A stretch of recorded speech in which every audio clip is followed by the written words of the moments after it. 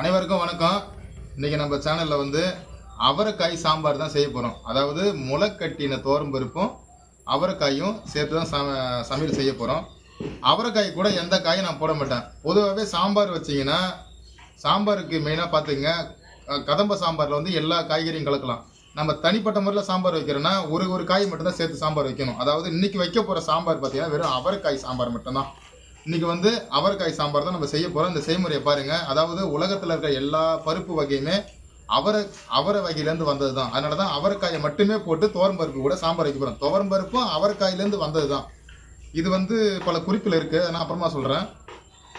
அவரைக்காய் நம்ம உடம்புக்கு என்ன நன்மையை தரும்னு பார்த்தீங்கன்னா, இதில் உள்ள வாயு நல்ல வாயு. அதாவது நம்ம உடம்பே வாயு தேகம் தானே. அதனால் அவரைக்காயை வாரத்தில் 2 நாளாவது சாப்பிட்ணும். சாப்பிட்டீங்கன்னா உங்கள் உடம்புக்கு பொதுவான தோல் சம்மந்தப்பட்ட பிரச்சனை தீரும். நம்ம முடி நல்லா கருப்பாக இருக்கும். அப்புறம் குடல் சிறு குடல்லலாம் இருக்கிற பிரச்சனையை அவரைக்காய் சரி பண்ணும். அதேமாரி ரத்த நாணங்களுக்கு நிறைய ரத்தம் ஊறக்கூடிய ஒரு தன்மை இதில் உள்ளது. இது யாரும் மறைச்சு தான் சொல்லுவாங்க, சொல்ல மாட்டாங்க. அவரைக்காய் சாப்பிட்டா நல்லதுன்னு அப்படி சொல்கிறாங்க. பெரும்பாலும் அந்த நல்லது இந்த நல்லதுன்னு சொல்கிறத விட அவரைக்காயை தினமும் கிடைச்சா சாப்பிடுங்க. அது இது இப்போ அவரைக்காய் சீசனு. இது நாங்கள் கடையிலலாம் வாங்கலை. எங்களுடைய தோட்டத்தில் நாங்களே போட்டு பறிச்சுட்டு ஃப்ரெஷ்ஷாக வச்சுருக்கோம் பாருங்கள். இது எங்கள் தோட்டத்தில் விளைஞ்ச அவரைக்காய். ஃபர்ஸ்ட்டு இது அவரைக்காய் ஒரு 1/4 கிலோவுக்கு மேலே தான் இருக்கும். அப்படியே போட்டு தான் சாம்பார் வைக்க போகிறோம். அதை பாருங்கள். இது முதல்ல இதில் இருக்க நாரெல்லாம் கிள்ளி எடுத்துக்கலாம் அழகாக. துவரம் பருப்பில் மெயினான ஒரு விஷயம், சாம்பார் வைக்கிறதுல 2 விதமான விஷயம் இருக்குது. அவரைக்காய் முள்ளிங்காய் தனித்தனி காய் போட்டு சாம்பார் வைக்கும்பொழுது எந்த துவரம் பருப்பு எடுத்தால் நல்லா இருக்கும்னு கேட்டிங்கனாக்கா, இது முளைக்கட்டின துவரம் பருப்பு பாருங்கள். இது பட்டை சின்ன ரக துவரம்பருப்பு. இது முளைக்கட்டின துவரம்பருப்புன்னு சொல்லுவாங்க. தட்டைப்பயிறு துவரம்பருப்பு இருக்குது. தட்டைப்பயிறு துவரம்பருப்புலாம் கதம்ப சாம்பார் எல்லா காயும் போட்டு வைக்கிறோம் பாருங்க. அந்தமாரி சாம்பாருக்கு அது பக்காவாக இருக்கும். அதேமாரி இந்த அவரைக்காய், இப்போ நம்ம அவரைக்காய் வெண்டைக்காய் தனித்தனியாக போட்டு வைக்கிறோம் இல்லையா, அந்தமாரி சாம்பாருக்கு இந்தமாரி முளைக்கட்டின சிறு துவரம்பருப்பு வாங்கிக்கிங்க. எப்படி இருக்குது பாருங்க. இது ஒரு வகையில் நம்ம வள்ளலார் ஐயாவும் ப்ரமோட் பண்ணிருப்பாங்க. முளைக்கட்டின துவரம்பருப்பு இல்லை கட்டாத துவரம்பருப்புன்னு சொல்லியிருக்காங்க. அதில் இது முளைக்கட்டின துவரம்பருப்பு தான். இது சிறு துவரம்பருப்பு. இது சாம்பாருக்கு செம்மையாக இருக்கும். நாங்கள் ஒரு 4 பேர் சாப்பிட போகிறோம். 4 பேர் சாப்பிட்றதுக்கு இந்தமாரி சின்ன தலம்பார் இருந்ததுன்னா எடுத்துக்கங்க. இந்தமாரி சின்ன தலம்பாரில் ஒரு 1.5 தலம்பார் துவரம்பருப்பு போட்டால் போதும். இந்த 1.5 தலம்பார் துவரம்பருப்பு எவ்வளோ வரும்னு கேட்டாக்கா ஒரு 100 கிராம் வரும் பாருங்கள். இந்த அளவுக்கு தான் எடுத்துக்கிறோம். ஏன்னா நாங்கள் ஒரு 4 பேர் சாப்பிட போகிறோம். இது ஃபஸ்ட்டு தண்ணியை ஊற்றி ஃபஸ்ட்டு துவரம் பருப்பை ஊற வச்சுக்கலாம்.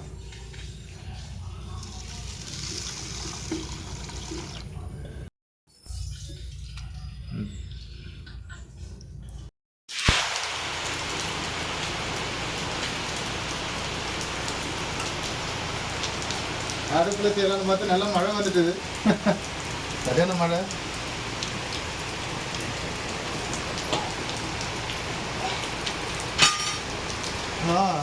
சரியான மழை.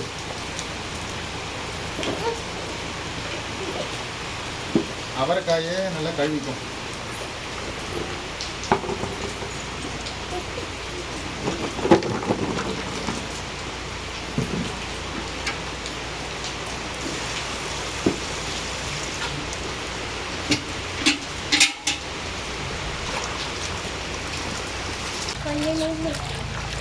நம்ம சொல்லக்கூடாது.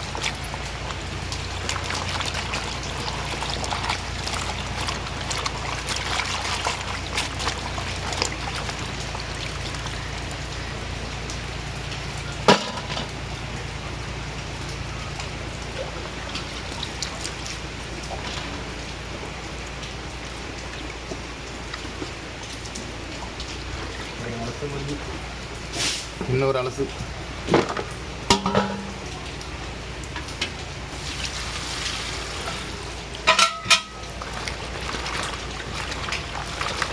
ஏன்னா மண் இருக்குது, செடி கீழே கிடந்தது இல்லை, அதனால் மண் இருக்கும். நம்ம தோட்டத்தில் விளைஞ்சது.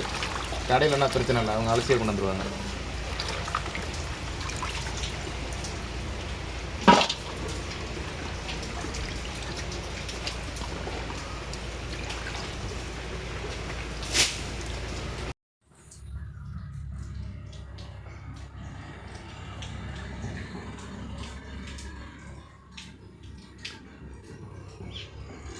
நம்ம ஒரு 4 பேர் சாப்பிட்ற அளவுக்கு தான் சாம்பார் வைக்க போகிறோம். பாருங்கள், ஒரு சின்ன சைஸு கொத்து சட்டி. இது வந்து உள்ளால வந்து கொத்தி கொத்தி வச்சுருப்பாங்க. ஏன்னா அப்போ தான் துவரம்பருப்பு வந்து வெந்த பிறகு கடையிறதுக்கு நமக்கு சௌகரியமாக இருக்கும். சட்டியில் தான் வைக்க போகிறோம். பாருங்கள், தேவையான அளவு ஃபஸ்ட்டு தண்ணி ஊற்றிங்க. தண்ணி சூடான பிறகு துவரம்பருப்பு போட்டுக்கலாம். துவரம்பருப்பு தான் போதும் தண்ணி. அப்படியே தண்ணி சூடு ஏற வரைக்கும் நம்ம மூடி வச்சிடலாம். பாருங்கள், துவரம் பருப்பு நல்லா ஊறிட்டு, இங்கே பாருங்கள், இந்த அளவுக்கு நல்லா ஊறிட்டு துவரம் பருப்பு. இப்போ போட்ட உடனே ஒரு 10 நிமிஷத்தில் வெந்துடும். தண்ணியும் நமக்கு சூடி இருக்குது. பாருங்கள், தண்ணி நல்லா சூடி ஏறிட்டு இப்போ துவரம் பருப்பு இதில் கலந்துடலாம். நல்லா ஊறின பிறகு துவரம் பருப்பு நிறையா இருக்கிற மாதிரி இருக்குது. ஊறினா தான் நல்லா இருக்கும் துவரம் பருப்பு.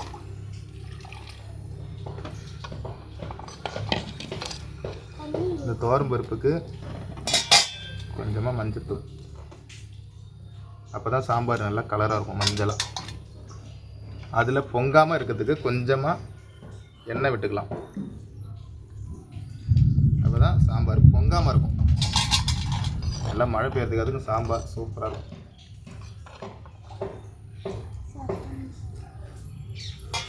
இப்போ வேகிற வரைக்கும் மூடி வச்சுக்கலாம். அவரைக்காயில் ஒரு சின்ன விதம் ஒன்று இருக்குது. அவரைக்காயை நான் தண்ணியில் முதல்ல அலசணுன்னா அதில் ஒரு டிப்ஸ் இருக்குது. அவரைக்காயை வந்து கிள்ளிட்டு இந்தமாரி நார் எடுத்த பிறகு, அப்புறம் சில பேர் என்ன பண்ணுறாங்கன்னா இந்தமாரி கிள்ளின பிறகு அப்புறமா தண்ணியில் போட்டு அலசிடுறாங்க. அந்தமாரி நம்ம தண்ணியில் அலசக்குள்ளே என்ன ஆகுதுன்னு கேட்டாக்கா அவரைக்காய் வந்து நல்லா மறுத்துரும். அப்புறம் குழம்புல போட்ட பிறகு அந்த டேஸ்ட் நமக்கு கிடைக்காது. அவரைக்காயினுடைய பச்சை அந்த டேஸ்ட் நமக்கு கிடைக்கணும்னா ஃபஸ்ட்டு ஆரம்பத்தில் எந்த அளவுக்கு தண்ணி விட்டு கழுவ முடியுமோ அந்த அளவுக்கு தண்ணி விட்டு கழுவிக்கிங்க. அதுக்கப்புறம் இதுமாதிரி கிள்ளிட்டாக்கா இந்த அவரைக்காய் வந்து அப்படியே அந்த பசுமை மாறாமல் அப்படியே இருக்கும், குழம்புல கிடைக்கும். அதுக்காக தான் நான் ஃபஸ்ட்லேயே அதை அலசத்தை காட்டினேன் உங்களுக்கு. அவரைக்காயை பொறுத்த அளவுக்கு எந்த குழம்பு வச்சாலும் எல்லா குழம்புலையுமே அவரைக்காய் போடலாம். புளி குழம்பாக இருக்கலாம், சாம்பாராக இருக்கலாம், வெண்டைக்காய் குழம்புக்கு அவரைக்காய் சேர்த்தே வைக்கலாம், ஒன்றும் பிரச்சனை இல்லை. நீங்கள் எப்படி வச்சாலும் சரி தான். அவரைக்காயை ஃபஸ்ட்லேயே கழுவிடுங்க. இல்லைன்னா பிறகு கழுவினீங்கன்னா அவரைக்காய் மறுத்துடும். ஏன்னா அவரைக்காய் தோலுக்கும் உள்ளால தண்ணி போயிடுச்சுன்னா அது மறுத்துக்கும். இப்படி தான் செய்யணும், தான் முறை.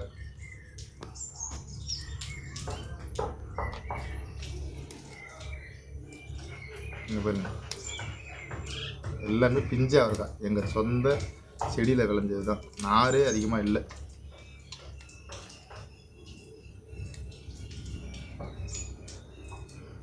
அப்படியே அழகாக வருது, சூப்பராக இருக்கு.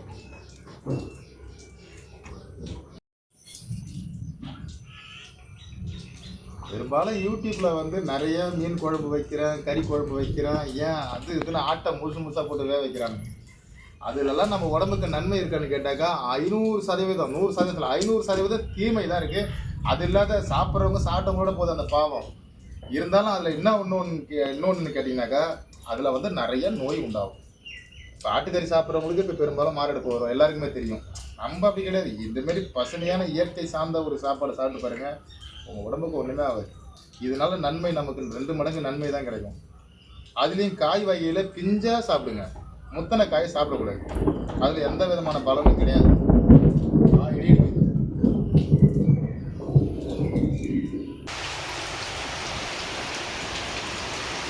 ஒரு வழியாக அவரைக்காயை நல்லா ஆஞ்சாச்சு. இப்போ நான் கழுவு போட்டுக்கிட்டேன். ஏன்னா நம்ம ஏற்கனவே அலசிட்டோம் இல்லையா. நான் பொரியல் கொஞ்சமாக இதில் வெட்டிக்கிட்டேன். கொஞ்சம் சிறுக வெட்டி வச்சுருக்கேன் பாருங்கள். நல்லா சிறுகு சைஸில் கொஞ்சம் கொஞ்சமாக வெட்டி வச்சுருக்கேன். பொரியல் கொஞ்சோண்டு, சாம்பாருக்கு ஒரு கூட நிறையா வெட்டி வச்சுருக்கேன் பாருங்கள். அவரைக்காய் சாம்பார். இப்போ துவரம்பருப்பை வேக போட்டிருக்கோம். அதை போய் கடைஞ்சிட்டு அவரைக்காய் போட்டு கொதிக்க விட்டுறலாம். செம்மையாக கொதிக்கிறது. பாருங்கோ, நாங்கள் துவரம்பருப்பை மத்திட்டு கடைய வேண்டிய இந்த முளைக்கட்டின துவரம்பருப்பு தானாகவே வெந்து குழஞ்சி போச்சு. ஒரு 10 நிமிஷம் தான் இருக்கும். 10 நிமிஷம் இல்லை ஒரு 15 நிமிஷம், 1/4 மணி நேரம் வச்சுக்கிங்க. பாருங்க எந்த அளவுக்கு துவரம்பருப்பு குழஞ்சிட்டு. இப்போ நம்ம என்ன பண்ண போறோம்னா, நம்ம வெங்காயம் தக்காளிலாம் வதக்கி அவரைக்காயும் வதக்கி அப்படியே நேரடியாக இதில் போட்டு அப்படியே கொதிக்க விட்டுற வேண்டியதான். பாருங்கள், ஸ்டெப்பாக பார்க்கலாம். இது இறக்கிடலாம். அடுப்பை விட்டு இறக்கி வச்சுட்டு அப்புறமா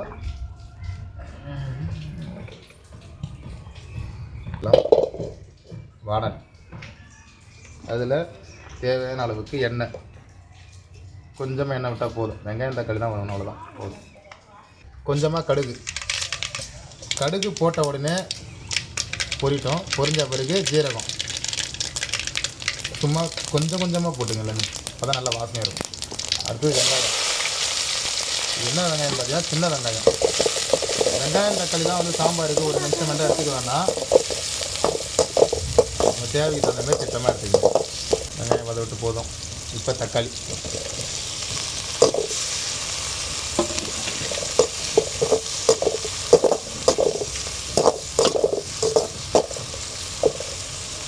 நல்லா வேகும் போது என்ன பண்ணிங்கன்னா கொஞ்சம் லைட்டாக மஞ்சள் போட்டு விட்ருங்க. ஆட்டோமேட்டிக்காக சாம்பார் வாசனை தெளிவாக இருக்கும். இப்போ வதக்கும் போது இந்த மஞ்சள் போடும்போது நல்லா வதவும் செய்யும், அது இல்லாத சாம்பாரும் நல்லா ஒரு மணமாக இருக்கும். இல்லைன்னா அவரைக்காவை சேர்த்துக்கலாம். அவ்வளோதான். அவரைக்காய் எல்லா அவரைக்காயும் போட்டு ஒரு கிண்டு கிண்டிகிட்டே இருக்கலாம். ஒரு சும்மா லைட்டாக ஒரு வதக்கு வேணும்.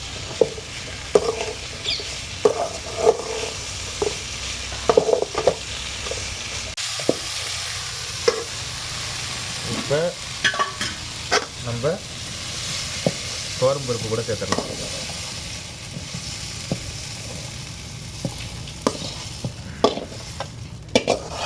Okay okay okay. தண்ணி விட்டு இந்த வதங்கள் அதில் இருக்குல்ல, ரவுண்டு தண்ணி விட்டு அரைச்சிக்கணும்.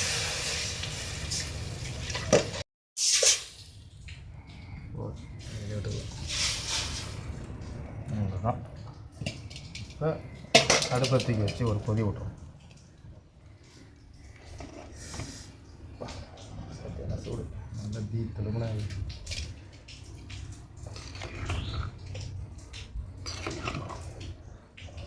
கொதி வந்தால் கரெக்டாக நல்லா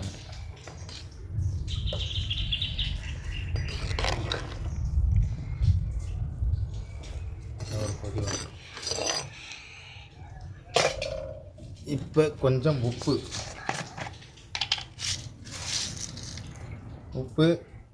இப்பயும் சொல்கிற மாதிரி தான் அவங்க தேவைக்கு எடுத்துக்கணும் உப்பு. ஏன்னா உப்பு நான் சொல்கிற அளவில் போட்டிங்கன்னா ஒன்று கரிச்சிடும், இல்லை உப்பு இல்லாத போய்டும். அவங்க தேவைக்கு தகுந்த மாதிரி உப்பு லாஸ்ட்டாக கொதி வர்றது முடியும். சாம்பார் சாப்பாட்டுக்காக படி நல்லா கொதி வருது. மிளகாத்தூள் போடாதே வாசனை வந்துச்சு குழம்பு. மிளகாத்தூள் தான் வேணாது, சாம்பார் தானே. புளி ஊற்றல? புளியெலாம் ஊற்றக்கூடாது. ஏன்? அவரைக்காய் சாம்பாருக்கு புளி கிடையாது. அவரைக்காய் மறுத்துறவங்க நல்லா இருக்காது, அப்படியே சாப்பிடணும், சூப்பராக இருக்கும். புளி ஊற்றலாம் குழம்பு ஊசிடாது. யார் சொன்னது? ஏன் ஊசுற வரைக்கும் விட்ற? இது 4 பேருக்கு கரெக்டாக இருக்கும்.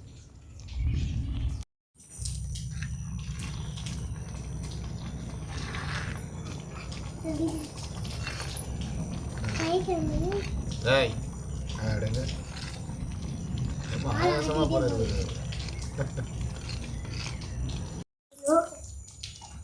சாம்பார் அவரைக்காயெல்லாம் நல்லா வெந்துட்டு இங்கே பாருங்க, அவரைக்காய் நல்லா பக்காக வெந்து போச்சு.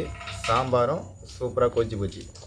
இதில் எல்லாருமே நினைக்கலாம், இதில் வந்து நான் மிளகாய் தூள் சேர்க்கலை, புளி சேர்க்கலை. ஏன்னா அவரைக்காய் சாம்பாரில் இது 2 சேர்க்க வேணாம், அவசியம் இல்லை. துவரம் பருப்பு மட்டும் கொஞ்சம் எக்ஸ்ட்ரா போட்டு மஞ்சள் கொஞ்சம் தூக்கி போட்டிங்கன்னா அப்படி சாம்பார் பக்காவாக இருக்கும், எந்த குறையும் வராது. தேவைன்றவா நெய் சேர்த்துக்குங்க. அவ்வளோதான். தாளிப்புகளுக்கு தான் நம்ம தான் ஏற்றிட்டோம்ல ஃபஸ்ட்டு. சூப்பராக வந்து போச்சு. காய் எந்த அளவுக்கு வந்து போச்சு, அந்த அளவுக்கு ஆகும்.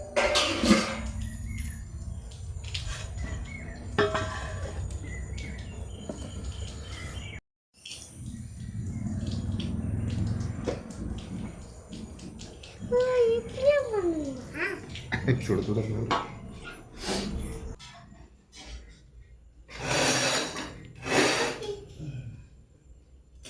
எந்த அளவுக்கு கொதிப்பு இதுதான் சாம்பார்.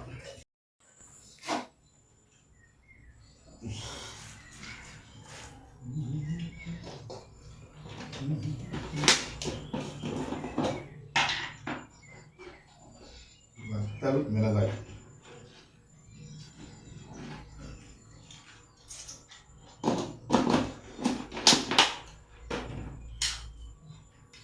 உருளைக்கிழங்கு பொரியல்,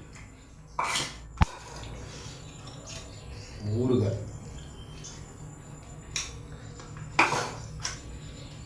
மரவள்ளிக்கிழங்கு வறுவல்,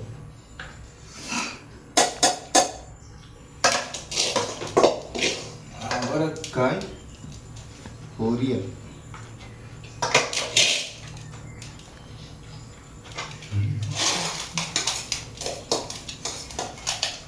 சாதம்.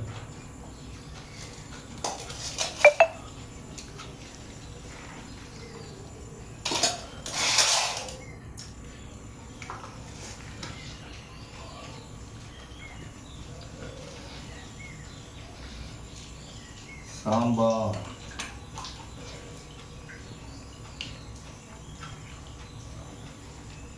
அவரைக்காய் சாம்பார்.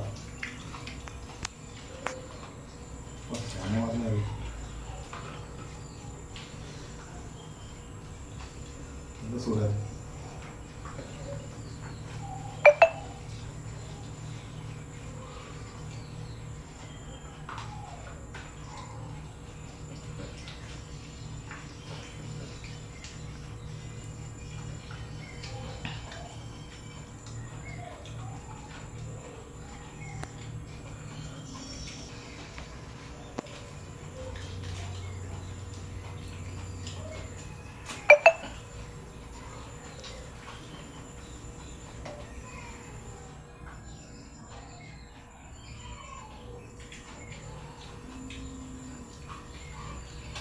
அவரைக்காய்.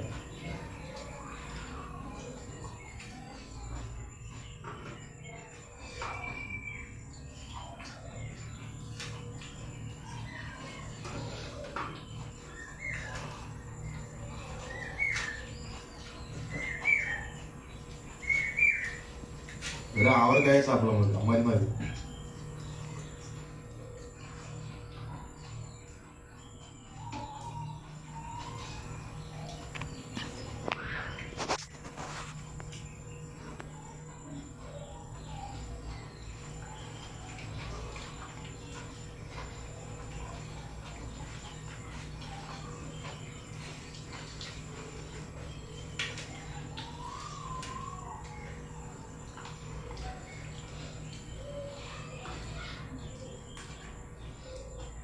அவரைக்காய் பொரியல்.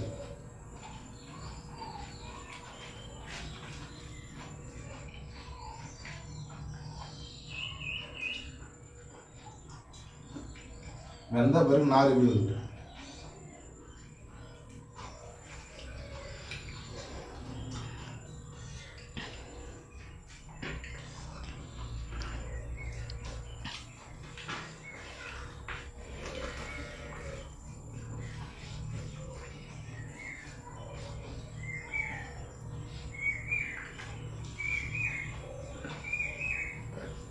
பச்சை மிளகாய்.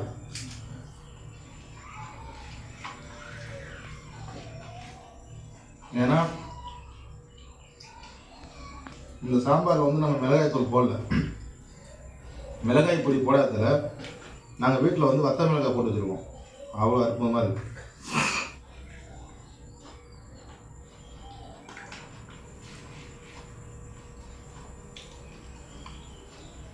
இது கருவேப்பிலை தொக்கு. கருவேப்பிலை தொக்கு.